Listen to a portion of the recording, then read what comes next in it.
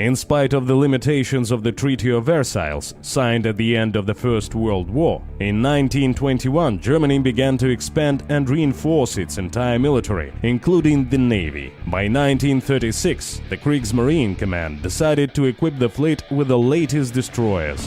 The Dashi Mag received an order for the creation of 6 destroyers, and toward the end of the 1939 the completed ships were ready to join the navy and were immediately sent to military theaters. However, their fate was not enviable. In April 1940, in the Battle of Narvik, 5 destroyers were lost at once. In the end, only 1 destroyer remained in service at the end of the project in 1936, under the designation Z-20 Karl Galster. Named in honor of Captain Lieutenant Karl Galster, commander of the S-22, who went down with his ship in the First World War. That destroyer went through the entire war and took part in both mine-laying operations and in convoy escorts. Throughout her service, the air defense guns were upgraded 3 times. The last of those upgrades took place in January 1945 and significantly increased the density of anti-air fire. After Germany's surrender, the Z-20 returned to her home port and was handed over to British troops, but then went to the USSR and was assigned to the Soviet Navy under the name Prochny, solid. She served until 1956, before it was finally decommissioned. In War Thunder, the Z-20 Karl Galster is part of the German premium boat branch. She differs from the battle destroyer Type 9036 in its strengthened anti-air armament, since she presented in the 1945 version.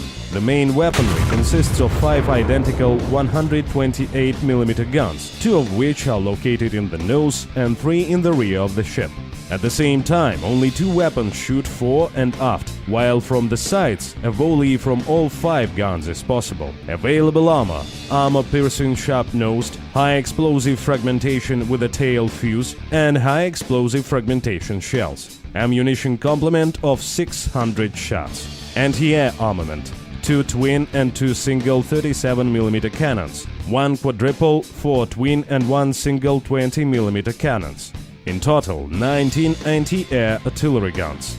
As if that wasn't enough, there are 2 quadruple torpedo launch bays that fire 533mm torpedoes at the enemy. Z-20 has armor only in the main armament turret and in the anti-air gun shields, although there is only 8mm thick. This means you should avoid getting hit and maneuver as actively as possible. The powertrain helps with this. It consists of 6 steam boilers and 2 steam turbines. All this provides 70,000 horsepower and takes the Z-20 up to 38.5 knots or 71 km per hour at full steam ahead and 25 km per hour when reversing.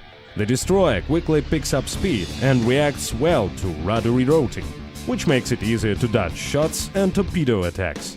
The crew consists of 323 people, and this makes the ship quite durable in spite of her lack of armor. The fuel tanks and artillery magazine are housed in the nose and the rear of the vessel, under the turrets of the main armament.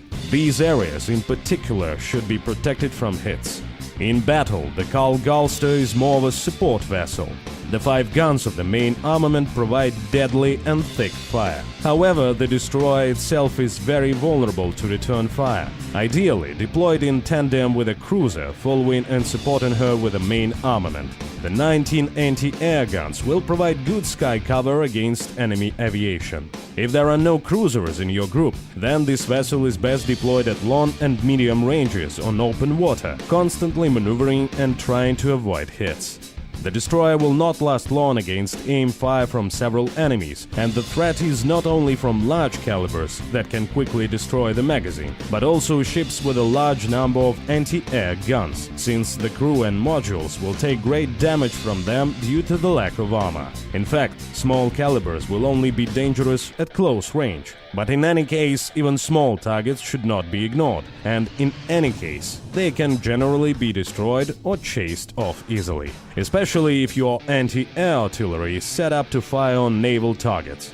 In any case, if you find yourself under heavy fire from several enemies, you should deploy a smoke screen and leave the firing zone, releasing a torpedo salvo toward the enemy, making you harder to follow. Thanks to its speed qualities and maneuverability, the Carl Gulster can effectively act among islands too, where she turns from a support vessel into dangerous hunter of small ships. The main problem here can only be point-blank torpedoes and getting stuck on a sandbank, but that can only happen if you aren't paying attention.